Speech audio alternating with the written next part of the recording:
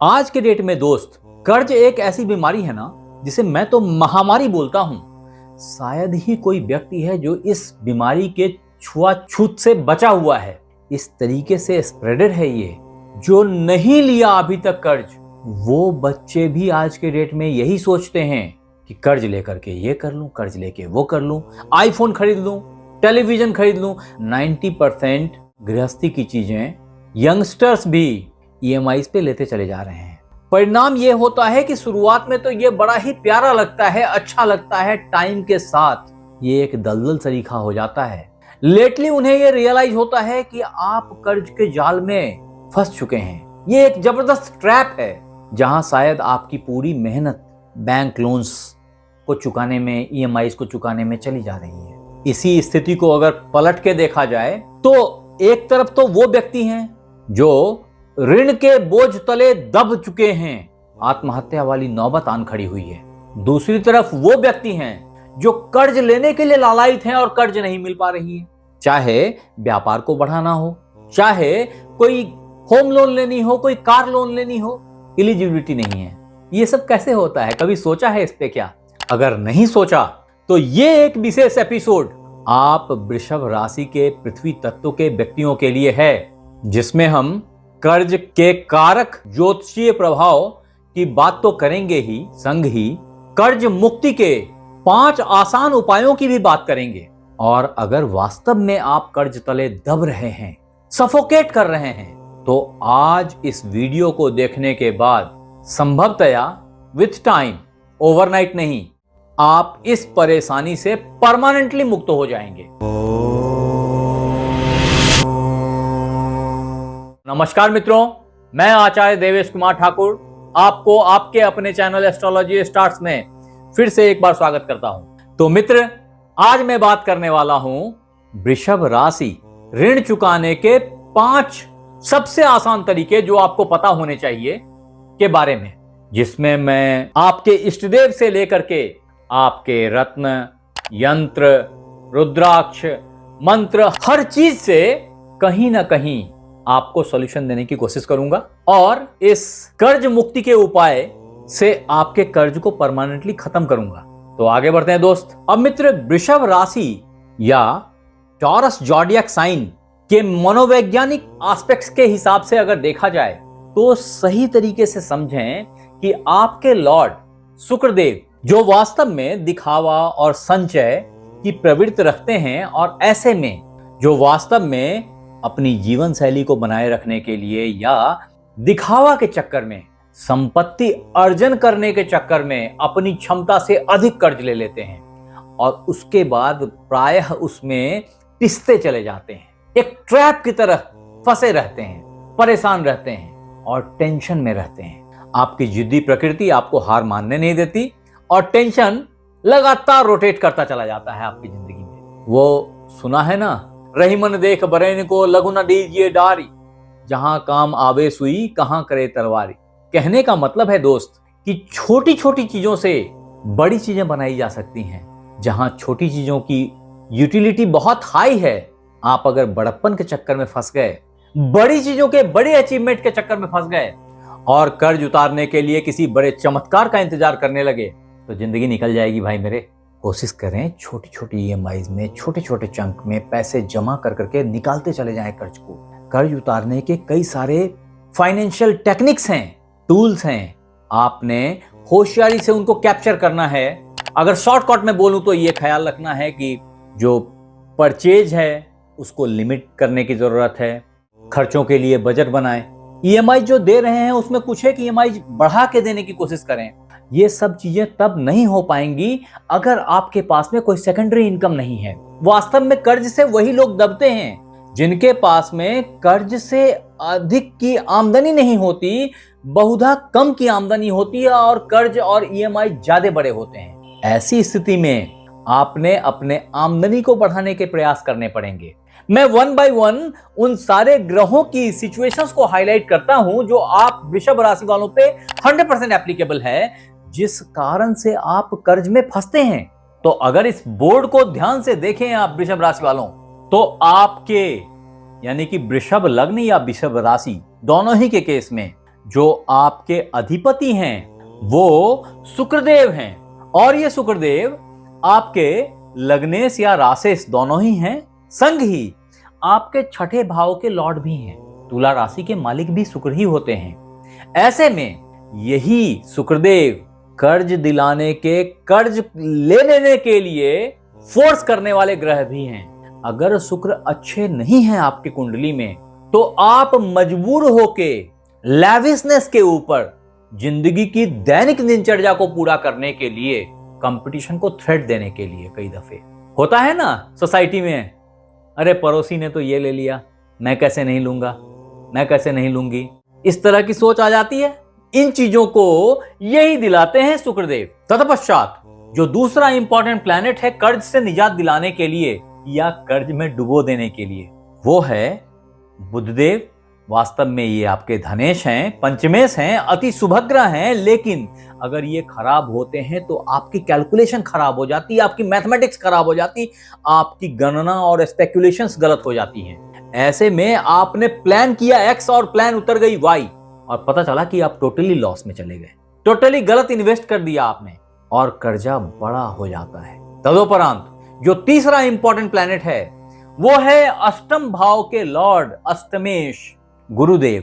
ये कारक तो धन के हैं, लेकिन ये भाव बाधाओं का है, अचानक से धन की प्राप्ति का है।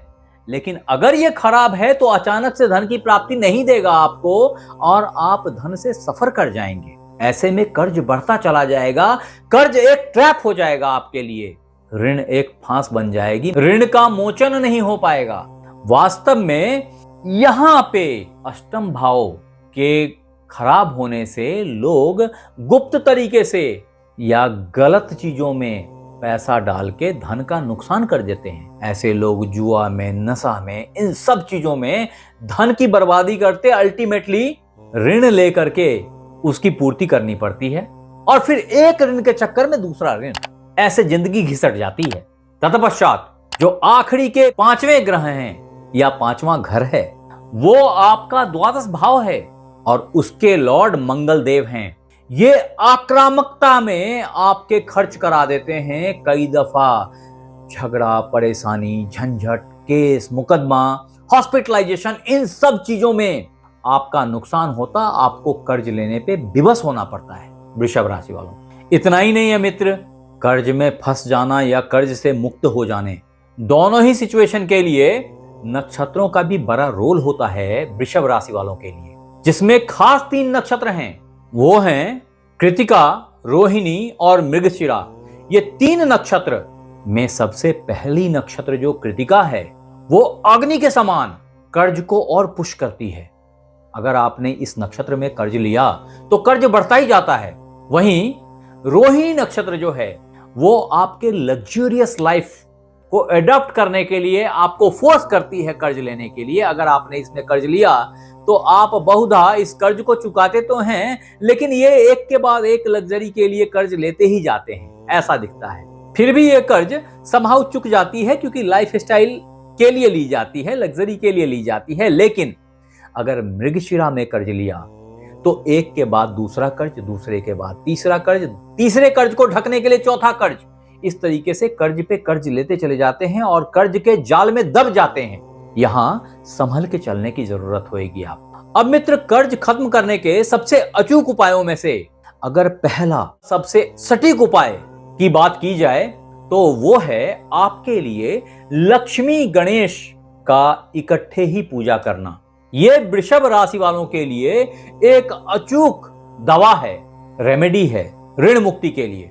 आप प्रत्येक शुक्रवार को माता महालक्ष्मी का ध्यान करते हुए श्री सूक्त का पाठ किया करें। ऐसा करने से आपके आय के रास्ते खुलेंगे, कारण आपका दिमाग फिक्स एसेट्स के तरफ ज्यादा होता है और ऐसे में लिक्विडिटी आपके दिमाग से निकल जाती है। अगर ऐसा करेंगे तो आपके लिए धन के निर्बाध रास्ते प्रशस्त होंगे, धन की आमदनी होगी, कर्ज अपने आप चुकता चला जाएगा, ऋण से मुक्त हो जाएंगे आप। अब मित्र, वृषभ राशि वालों के लिए ऋण मुक्ति का जो दूसरा उपाय है वो है किसी भी शुक्रवार से दिन के 1:30 बजे नित्य ओम द्राम द्रिम द्रौम सह शुक्राय नमः का 108 बार नहीं, लगातार 10 मिनट तक पाठ करना और नित्य करना।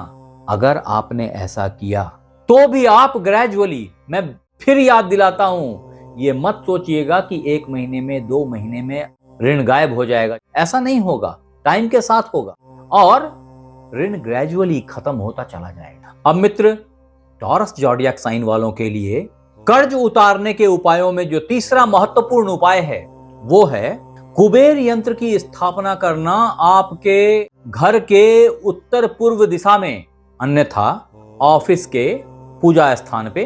और इस यंत्र की लगातार साफ सफाई करते रहें ताकि इसकी चमक बनी रहे।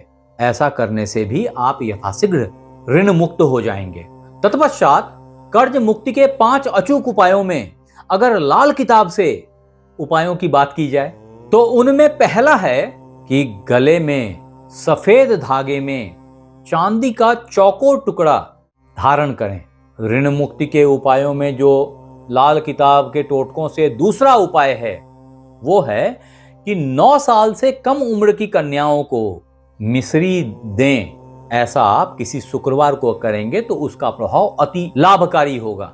तत्पश्चात वृषभ राशि वालों के लिए ऋण मुक्ति का जो सरल 5वां उपाय है वो वास्तु के हिसाब से है, जिसके तहत आपने घर के उत्तर पश्चिम दिशा में कबाड़ को जमा होने नहीं देनी है। ऐसा होने से भी जो आमदनी की अवरुद्धता है वो खत्म हो जाएगी।